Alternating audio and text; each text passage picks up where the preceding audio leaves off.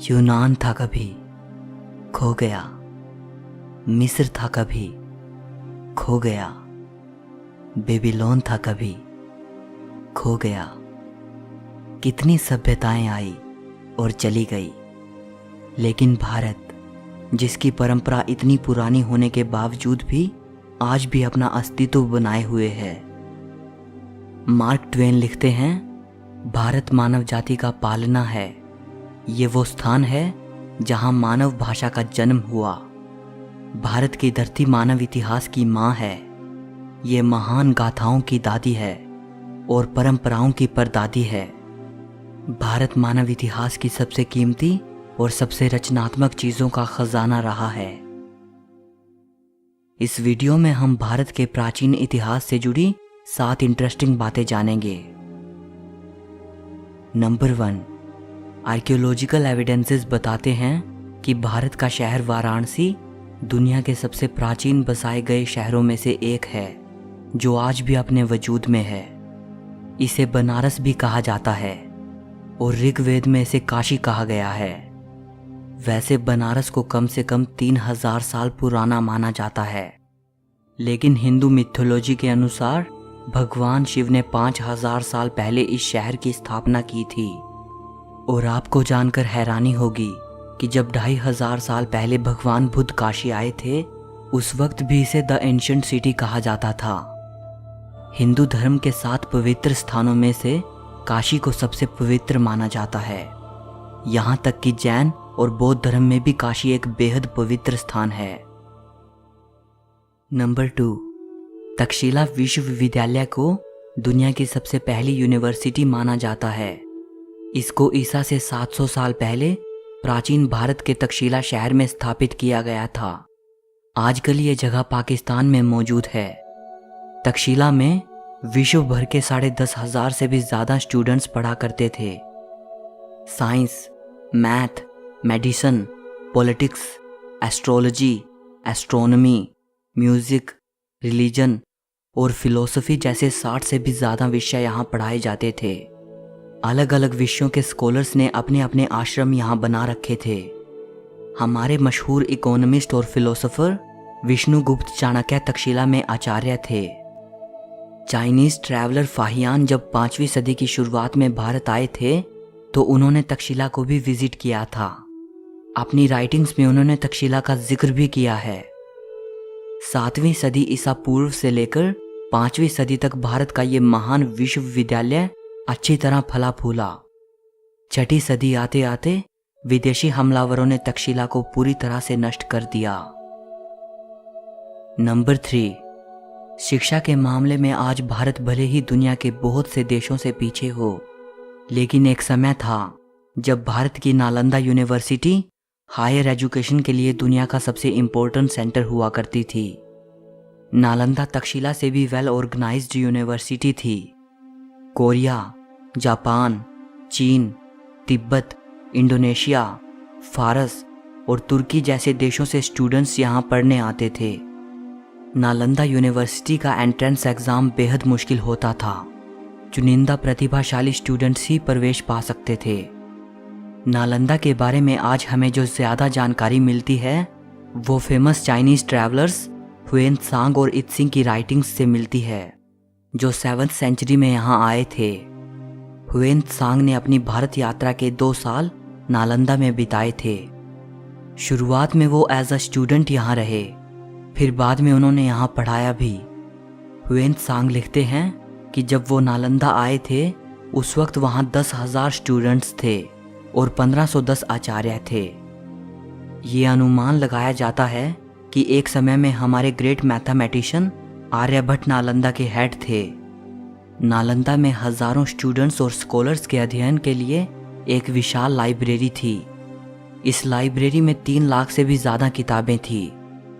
12वीं सदी के अंत में तुर्की हमलावर बख्तियार खिलजी ने नालंदा को जलाकर पूरी तरह नष्ट कर दिया। किसी ज़माने में नालंदा एक भव्य यूनिवर्सिटी हुआ करती थी। आजकल बस उसके खंडहर ही शेष बचे हैं। नंबर 4, इंडस वैली सिविलाइजेशन के जन्म से ही भारत का इतिहास शुरू हुआ माना जाता है। ये दुनिया की 3 सबसे प्राचीन सभ्यताओं में से एक थी, मेसोपोटामिया, एंशंट इजिप्ट और इंडस वैली सिविलाइजेशन। और अगर इसे एंशंट इजिप्ट और मेसोपोटामिया की सभ्यताओं से कंपेयर करें तो इंडस वैली सबसे ज़्यादा वाइड स्प्रेड सिविलाइजेशन थी। अगर इंफ्रास्ट्रक्चर और टाउन प्लानिंग की बात करें तो इंडस वैली सिविलाइजेशन उस समय के लिए एक बेहद एडवांस्ड सभ्यता थी। सिंधु घाटी सभ्यता के बारे में यह माना जाता है कि यह सभ्यता 3300 ईसा पूर्व से लेकर 1300 ईसा पूर्व तक अस्तित्व में थी। लेकिन नई डिस्कवरीज ये बताती हैं कि यह सभ्यता कम से कम 8000 साल पुरानी हो सकती है। 1920 तक हमें इस सभ्यता के बारे में कुछ भी नहीं पता था। 1920s में जब इंडिया के आर्कियोलॉजिकल डिपार्टमेंट ने इंडस वैली में खुदाई की तो वहाँ इस सभ्यता के 2 पुराने शहरों मोहेनजोदारो और हड़प्पा के अवशेष मिले थे। इसके बाद ही हमें इंडस वैली सिविलाइजेशन के बारे में पता चला। मोहेनजोदारो और हड़प्पा ये दोनों साइट्स अब पाकिस्तान में हैं। सिंधु घाटी सभ्यता के बारे में अभी तक बहुत ही कम जानकारी मिल पाई है और बहुत से प्रश्नों का जवाब मिलना अभी बाकी है। नंबर 5, जीरो का आविष्कार भारत में हुआ था। 2 महान इंडियन मैथमेटिशियंस ब्रह्मगुप्त और आर्यभट्ट को जीरो के आविष्कार के लिए क्रेडिट दिया जाता है और जिनको आज दुनिया अरबिक न्यूमरल्स कहती है, इनका आविष्कार अरब में नहीं हुआ था बल्कि 6th और 7th सेंचुरी में इनको इंडियन मैथमेटिशियंस ने इन्वेंट किया था। अरब और फारस के लोग इनको हिंदू न्यूमरल्स कहते थे। अल किंदी जो कि अरब के मैथमेटिशियन थे और अल ख्वारिज़मी जो कि फारस के मैथमेटिशियन थे। इन दोनों की राइटिंग्स के जरिए ही ये भारतीय न्यूमरल सिस्टम यूरोप तक पहुंचा था और इसीलिए बाद में यूरोपियंस इनको अरबिक न्यूमरल्स कहने लगे थे। आइंस्टाइन लिखते हैं, हम भारतीयों के बेहद ऋणी हैं जिन्होंने हमें गिनती करना सिखाया, जिसके बिना कोई भी सार्थक वैज्ञानिक खोज नहीं की जा सकती थी। नंबर 6, सर्जरीज कितनी मुश्किल होती हैं और अगर आप एक ऐसे ज़माने में हो जब स्कैल्पल का आविष्कार ही नहीं हुआ था तब तो इसकी कल्पना भी नहीं की जा सकती। आज से 2600 साल पहले एक एंशंट इंडियन फिजिशियन सुश्रुत बेहद कॉम्प्लेक्स सर्जरीज किया करते थे, जैसे cataract, kidney stones, artificial limbs, rectifying fractures और इवन प्लास्टिक सर्जरी। सुश्रुत को पहला व्यक्ति माना जाता है जिसने इंसानों पर सबसे पहले मेडिकल सर्जरी परफॉर्म की, इसीलिए इनको फादर ऑफ सर्जरी भी कहा जाता है। सुश्रुत ने शल्य चिकित्सा पर एक संस्कृत ग्रंथ लिखा था जिसे सुश्रुत संहिता कहा जाता है। सुश्रुत संहिता को चिकित्सा पर लिखा गया most important surviving ancient treatise माना जाता है और इसे आयुर्वेद का फाउंडेशनल टेक्स्ट भी माना जाता है।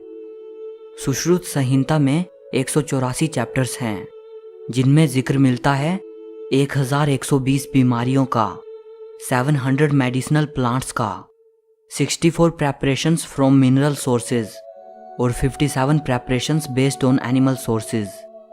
इसके अलावा बहुत से सर्जिकल इंस्ट्रूमेंट्स दर्शाए गए हैं। 8वीं सदी में सुश्रुत के इस महान ग्रंथ को किताब शाह शुन अल हिंदी नाम से अरबी भाषा में भी ट्रांसलेट किया गया था। एक और महान एंशंट इंडियन फिजिशियन थे महर्षि चरक, जो सुश्रुत के बाद और ईसा से 200 साल पहले हुए थे। इनकी शिक्षा तक्षशिला में हुई थी। चरक को पहला फिजिशियन माना जाता है जिसने डाइजेशन, मेटाबॉलिज्म और इम्यूनिटी के कॉन्सेप्ट को सामने रखा।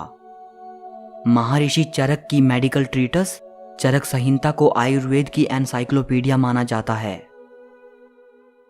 नंबर 7, अगर भारत के इतिहास में झांकें तो वो बेहद वैभवशाली नजर आता है।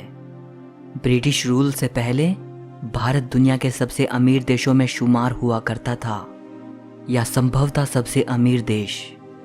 यूं ही नहीं, ये देश विश्व भर में सोने की चिड़िया कहलाता था। अगर कहा जाए तो गलत ना होगा कि इस देश की मैसिव वेल्थ ने ही इतने इन्वेडर्स को यहाँ आकर्षित किया।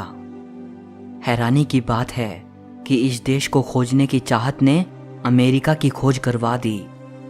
कोलंबस जो भारत के लिए निकला था और गलती से अमेरिका पहुंच गया। और कोलंबस के महज कुछ साल बाद ही वास्को ड गामा भारत की जमीन पर कदम रखने वाला पहला यूरोपियन बना। सो इस वीडियो के लिए बस इतना ही। अगर आपको वीडियो अच्छी लगी हो तो लाइक और शेयर कर देना, और हिस्ट्री से जुड़ी ऐसी ही वीडियो देखने के लिए चैनल को सब्सक्राइब करके घंटी को दबा देना। सो मिलते हैं अगली वीडियो में।